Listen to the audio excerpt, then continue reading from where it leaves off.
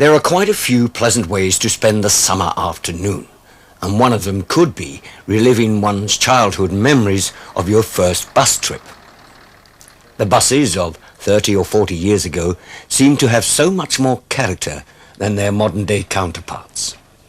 It is hard to imagine the children of today holding the modern bus in such esteem. Just to climb aboard one of these classic buses and smell the sumptuous leather seating brings back so many memories of one's childhood. Of course, we must be eternally grateful to the owners of these vehicles for preserving them so that they can continue to give so much pleasure to the people who see them. All over the country, in the spring and summer months, events are held where the public can view and very often ride on these vintage buses.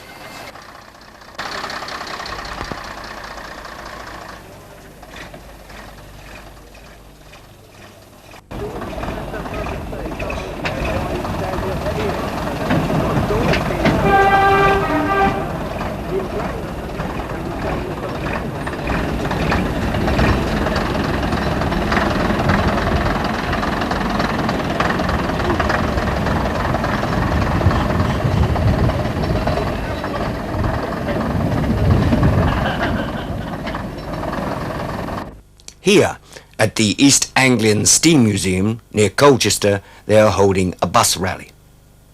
A fine mixture of vehicles have arrived, from the old charabancs from the 1930s to the more modern buses that are still working on a daily basis. It is not hard to see the majority of work that goes into these fine vehicles, and the owners continue to polish and shine right up to the moment the public arrives.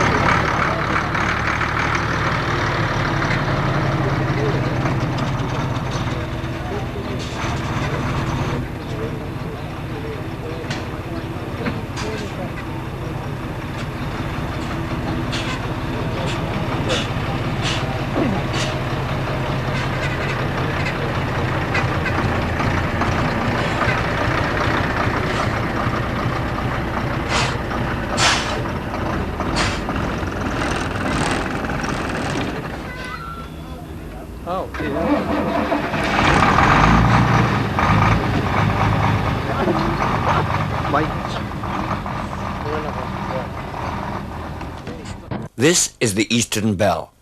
It was first registered in 1953 and was part of the Eastern Bell motor coaches fleet that was based in Bow in East London, from where it ran day trips to Margate and Ramsgate. It stayed in operation right up to the end of 1967. During that time, it must have carried thousands of day trippers down to the Kent coast. This beautiful-looking vehicle is a tribute to its current owner, who has spent hundreds of hours keeping it maintained in the condition that you see today.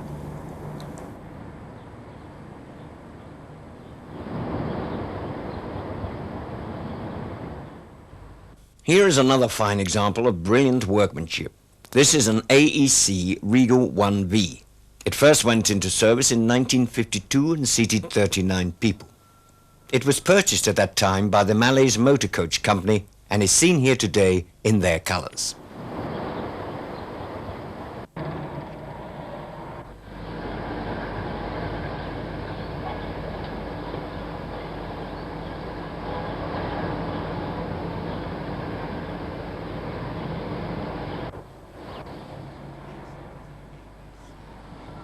This Eastern National Bristol KSW came into service in October 1953.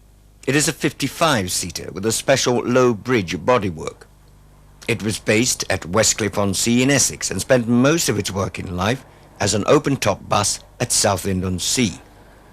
The low bridge design would have been necessary to negotiate under Southend Pier, as Southend Pier extends over the main seafront roadway.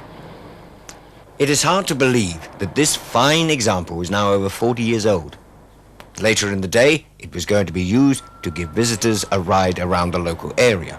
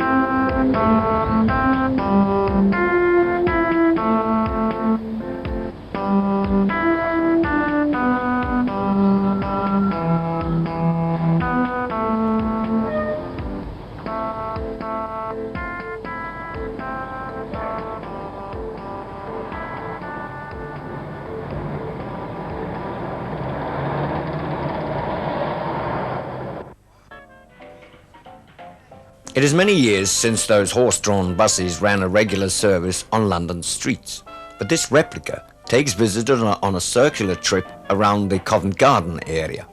It terminates outside the London Transport Museum, and inside the museum are more examples of horse-drawn buses which first came into operation in the 1830s.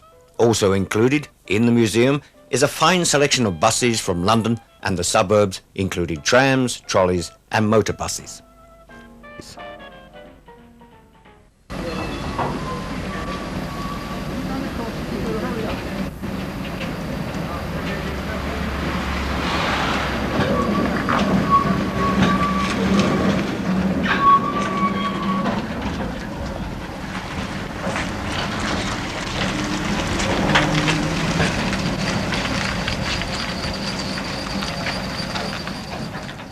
Our next visit is to the East Anglian Transport Museum.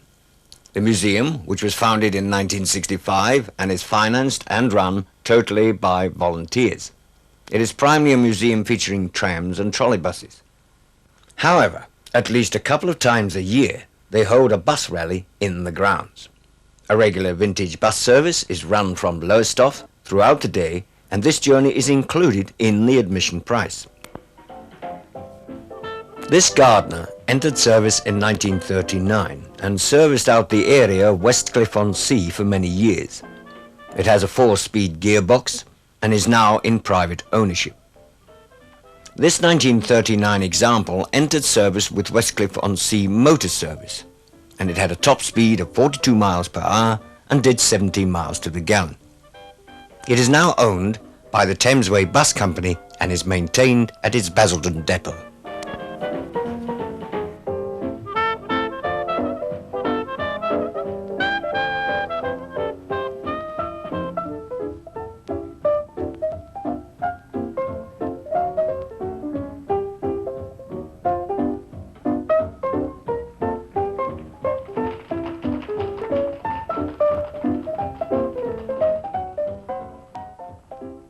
As you can see, they are busy polishing right up to the last minute. And one of the favourite attractions were the London Transport RTs, which ran a regular service around the perimeter all day.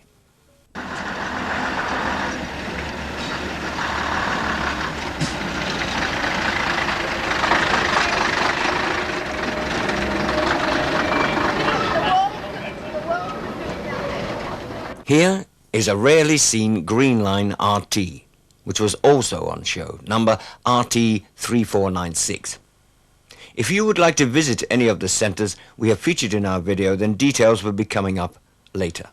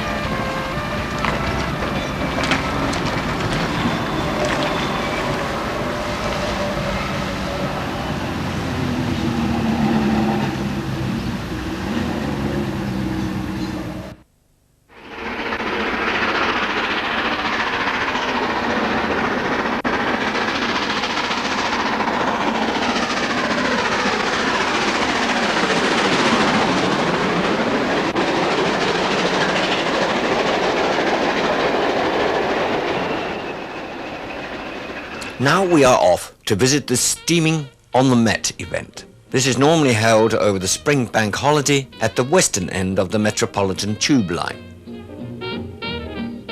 This year, alongside this event, a bus rally is being held. The buses are grouped on a piece of ground adjacent to Rickmansworth sidings and including a selection of vehicles stretching right back to the 1940s.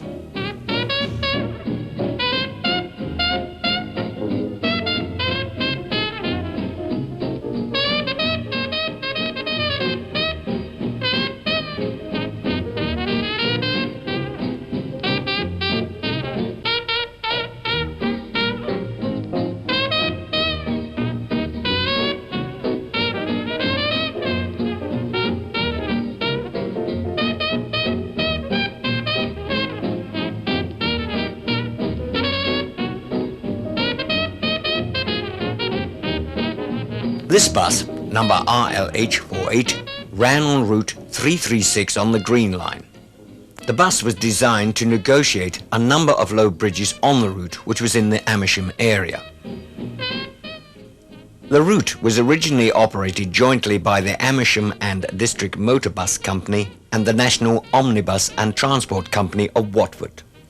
When the London Passenger Transport Board was founded in 1933, both of these companies were absorbed. This particular bus was in service right up into the year 1960.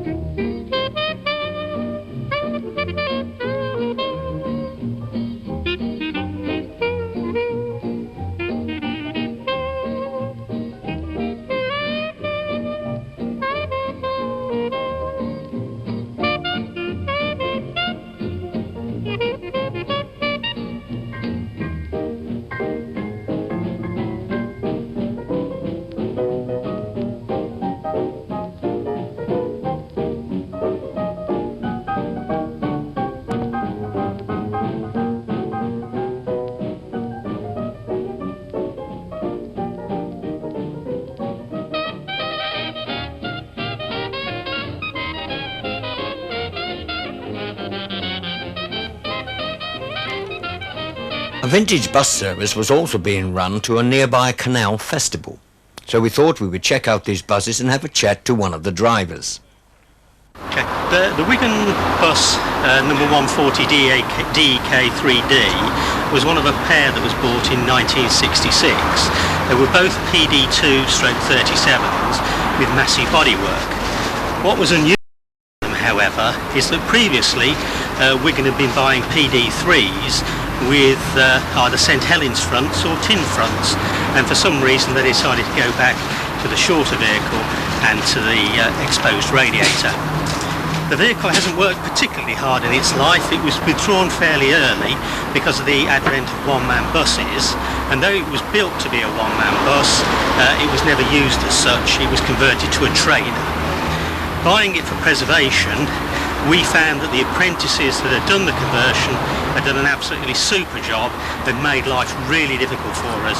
They'd taken out the upstairs light fittings and panelled them over, the roof vents, the staircase. It went on and on. If only they hadn't done it so professionally, it would have made our life a lot easier. But the vehicle's now back on the road. We ran it privately for a couple of years. We've had it since about 1993. And in March this year it was actually got a new certificate of initial fitness and a full PSV Class 6, and if you'd like to hire it, you can do.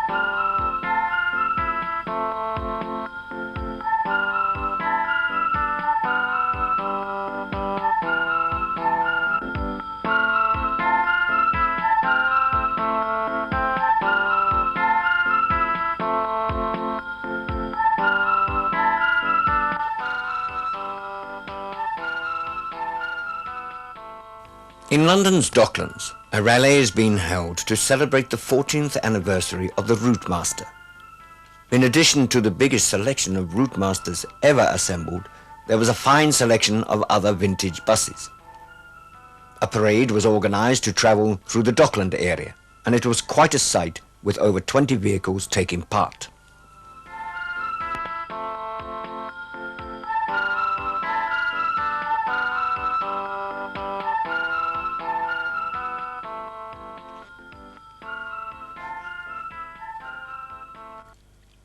The Routemaster was originally designated as a replacement for the London trolleybus network, and over 40 years later it is still providing a valuable service on routes in London.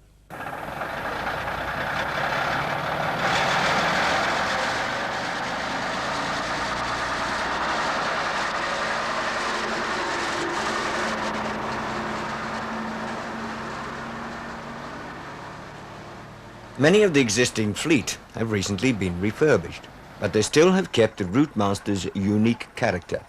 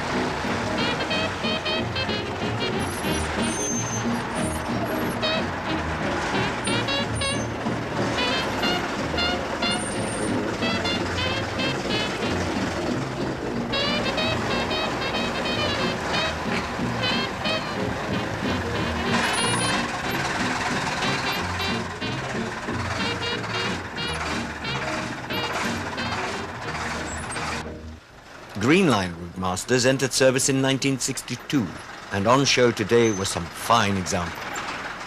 Many of the buses seen here belong to retired bus drivers who spend many long hours maintaining and restoring their vehicles.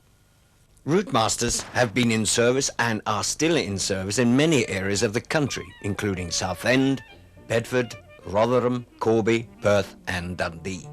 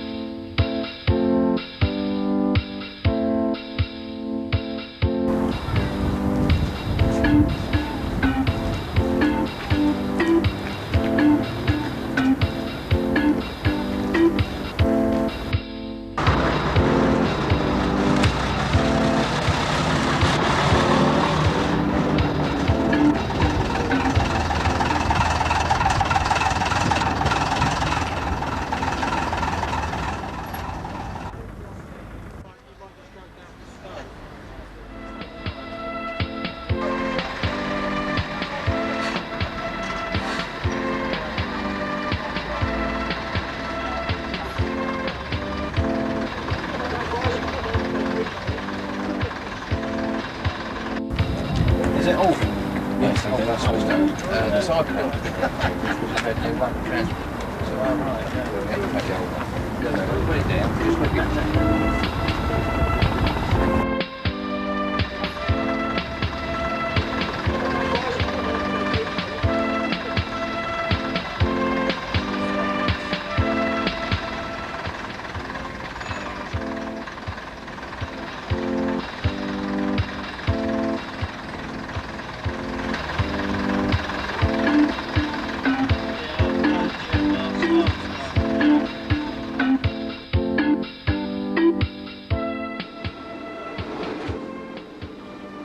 Back at the same Dockland venue, at a later date, it's the Taxi Driver of the Year event, and although bus and taxi drivers seem to spend most of their lives cutting each other up on the road, someone saw fit to have a bus rally on the very same day.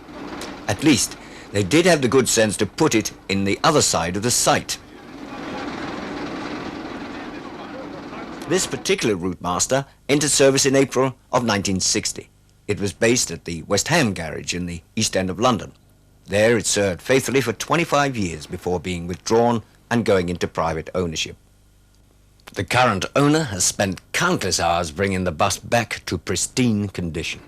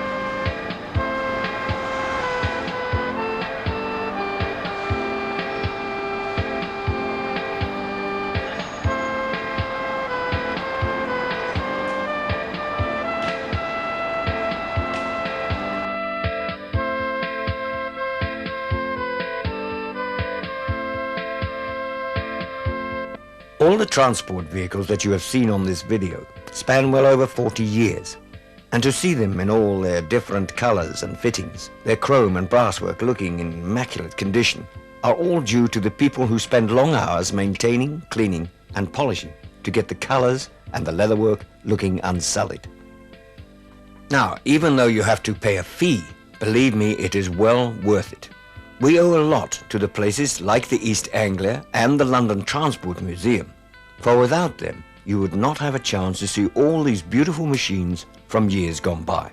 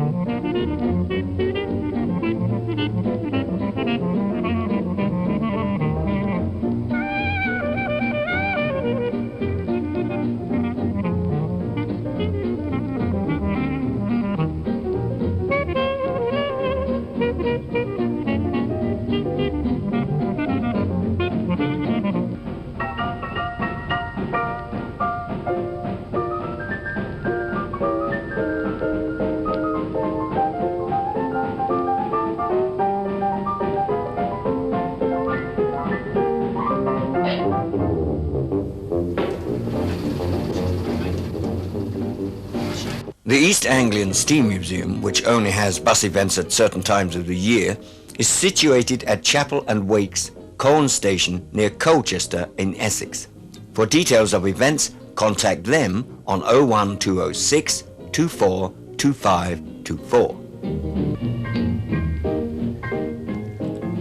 The London Transport Museum is in Covent Garden in London and is open 7 days a week with special events throughout the year. You can reach them on 0171 836 8557.